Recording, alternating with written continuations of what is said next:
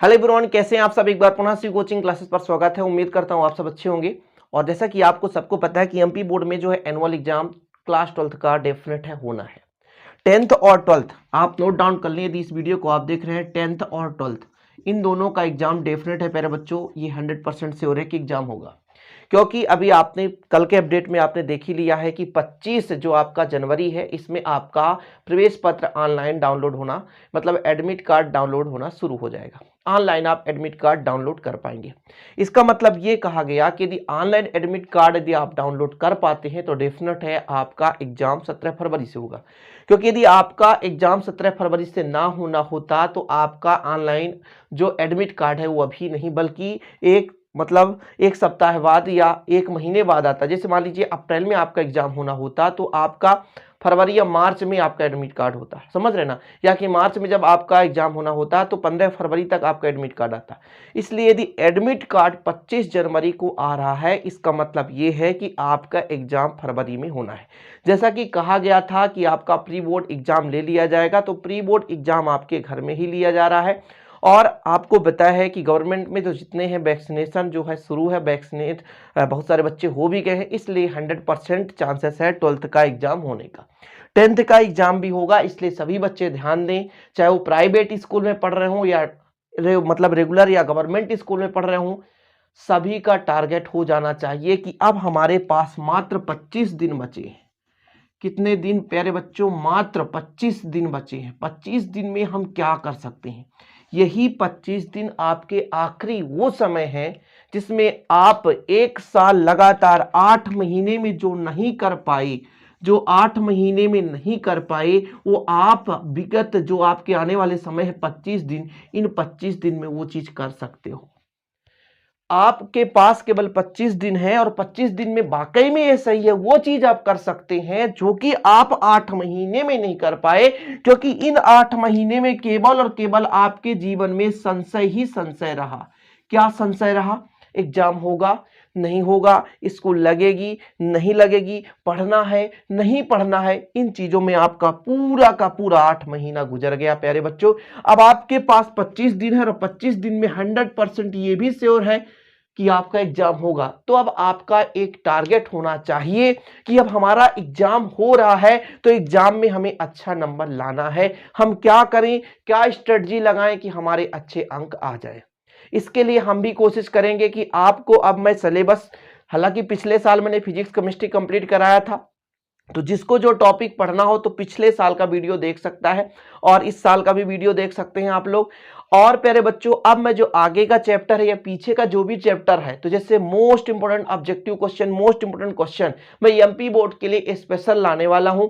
हर दिन 2 से 3 वीडियो लाऊंगा जिसमें केवल और केवल मोस्ट इंपोर्टेंट टॉपिक्स रहेंगे।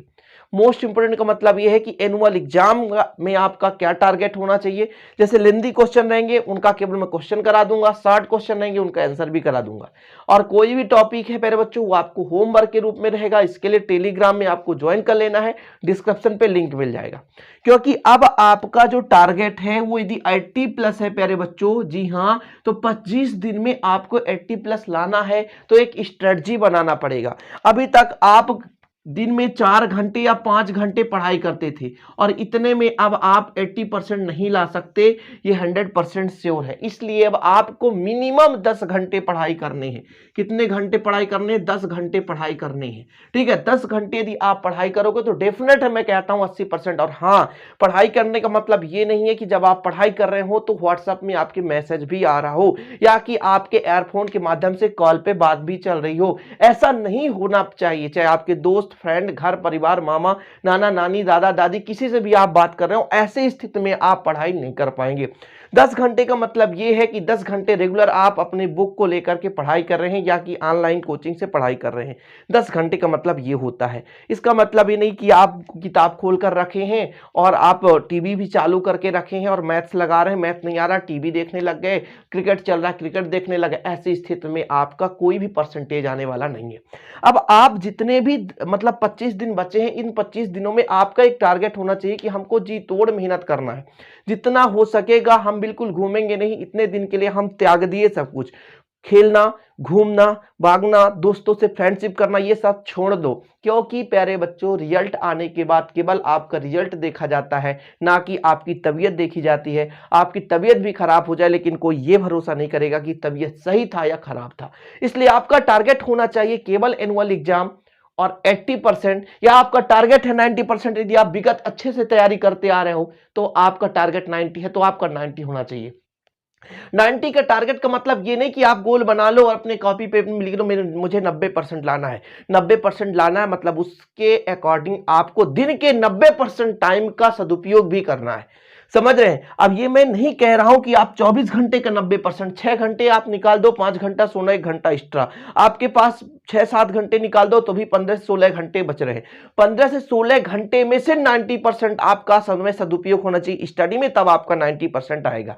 कहने का मतलब 15 घंटे आपके पास शेष है, उसमें से 13 घंटे आपको पढ़ाई करने हैं, तब आपके 90 प्लस आएंगे। अब आप कहोगे कि पढ़ने बैठते हैं मन नहीं करता है, केमिस्ट्री पढ़ रहे होते हैं भूल जाता है, मैथ्स लगाते हैं नींद आ जाता है। ऐसा नहीं होना चाहिए। इसका कारण है, सबसे बड़ी बात, आपका टारगेट नहीं है, आपका लक्ष्य नहीं है। आप सोचते ही नहीं मुझे ऐसा करना है, आपका सोच है कि हम पास हो जाएं और हम इतना ही पढ़ें कि हमारा जिंदगी टल जाए, हमें कोई ये ना कहे कि इस स्थिति में, कोरोना के संकट काल में हमने पढ़ाई नहीं किया, क्या कैसे, रिजल्ट की कोई वैल्यू नहीं। एक चीज तो आप नोट डाउन कर लो, चाहे आप परीक्षा के लिए पढ़ रहे हो या प्यारे बच्चों आप बेसिक से पढ़ रहे हो, हर चीज आपके नॉलेज को बढ़ाता है। आप परीक्षा के टाइम पे भी पढ़ेंगे, मोस्ट इंपॉर्टेंट चीजें पढ़ेंगे, वो भी एक प्रकार का नॉलेज है। जो बच्चा तो हमेशा पढ़ते आ रहा तो उसका बेहतरीन रूप से तैयारी होगा, और जिसका भी अच्छे से तैयारी है तो प्लीज कमेंट बॉक्स में कमेंट करके बताना। अब आपके लिए मैं जो वीडियो ला रहा हूं, लंबे वीडियो आ रहे हैं, तो आप यदि कहेंगे तो केवल मोस्ट रिएक्शन करा दूंगा, मोस्ट इंपोर्टेंट क्वेश्चन करा दूंगा। ऐसे में क्या है, आप अच्छे तरीके से तैयारी कर पाएंगे। एमपी बोर्ड के सभी बच्चे ध्यान देंगे। और आपको एक चीज और कहना चाहूंगा अंतिम में, कि जो आप सोच रहे हैं कि अभी यूट्यूब पे जो आंसर मिल जा रहे हैं बोर्ड एग्जाम में भी होंगे, तो ये सब भूल चूक है। और वो बच्चे तो इतना पश्चाताप करेंगे जिंदगी में, ये मैं बताता हूं आपको, जो बच्चा आज चीटिंग करके काम चला रहा है वो आगे चलकर चीटिंग कराना भी सोचेगा और चीटिंग करना भी सोचेगा, और जिंदगी में आगे चलकर आपको इतनी बड़ी कठिनाइयों का सामना करना पड़ेगा कि शायद बाद में पश्चाताप हो कि काश ऐसा चीटिंग नहीं हुआ होता तो हम आज अच्छा तैयारी कर पाते। तो बस मैं आप लोगों के लिए वीडियो बनाने का तात्पर्य ये है प्यारे बच्चों, क्योंकि आपके पास 25 दिन है, इन 25 दिनों में आपको जी तोड़कर मेहनत करना है, ताबड़तोड़ आप प्रहार करना है, माँ बाप के सपनों को पूरा करना, अपने सपनों को पूरा करना है। आपके माँ बाप हमेशा कहते हैं बच्चों पढ़े, बच्चों पढ़ो। अरे ऐसा मौका ही मत दो कि बच्चों बोले यही बोले पिताजी कि बेटा आप सो जाओ। क्यों? क्योंकि जब आप एक्स्ट्रा मेहनत करना शुरू कर दोगे, जो पढ़ाई के टाइम है उसके भी अलावा एक्स्ट्रा जब आप मेहनत करना शुरू कर दोगे, तो आपके घर के पेरेंट्स से ही बोलेंगे बेटा आराम कर लो। अब आप खुद इतना एक्स्ट्रा खेल रहे हो, कूद रहे हो, घूम रहे हो, इसलिए घर के लोग डांटते हैं। स्टूडेंट वो अच्छा होता है जिसके घर के लोग भी कह दे कि बेटा आप आराम कर लो, आप पढ़ाई मत करो। तो एक बार ऐसी स्थिति लाओ कि बिल्कुल सुबह जैसे 6 बजे मॉर्निंग में आप बैठो, मैं नहीं कहता 4 बजे उठो, नींद आ रही सो लो, कोई दिक्कत नहीं है, 4 बजे नहीं तो 5 बजे उठ जाओ। 5 बजे उठ जाओ तो 2-3 घंटे रेगुलर पढ़ाई करो। ये नहीं कि भैया चाय लाने, चाय नहीं आए तो नीचे चल जाओ चाय लेने, ऐसा नहीं होना चाहिए। रेगुलर मेहनत का मतलब ये है कि बिल्कुल कंटिन्यूटी आपका होना चाहिए, हर सब्जेक्ट को प्रत्येक दिन पढ़ना है। इन 25 दिनों में 5 सब्जेक्ट आपके में, तो पांचों सब्जेक्ट आपको पढ़ना है, बराबर समय देना है, बेहतर से बेहतर तैयारी करना है। आपके पास प्रीवियस ईयर क्वेश्चन पेपर उनको भी तैयारी कर सकते हैं, और भी जैसे मॉडल पेपर, मैं तो बहुत सारे मॉडल पेपर भी अवेलेबल करा दिया हूं, आपको मिल जाता है। तो आज मैं आप लोगों से अंतिम बार कहना चाहूंगा कि बस अब अपनी मेहनत पर भरोसा करें। यदि आप चीटिंग पर भरोसा करेंगे तो डेफिनेट रूप से पछताएंगे, और ये मेरा वादा है, आप पछताएंगे यदि आप चीटिंग पर भरोसा करके बैठ लेंगे। एग्जाम होना तय है, इसलिए आप लोग पढ़ते रहें। बाकी वीडियोज आपको फिजिक्स, केमिस्ट्री, मैथ के पुराने साल के पेपर हैं, पुराने साल की जो वीडियो है उनको भी देख सकते हैं और अच्छे से तैयारी कर सकते हैं। उम्मीद करता हूँ आज की वीडियो भी पसंद है तो थम्स अप कर दें। मिलते हैं नेक्स्ट वीडियो के साथ। जय हिंद, वंदे मातरम।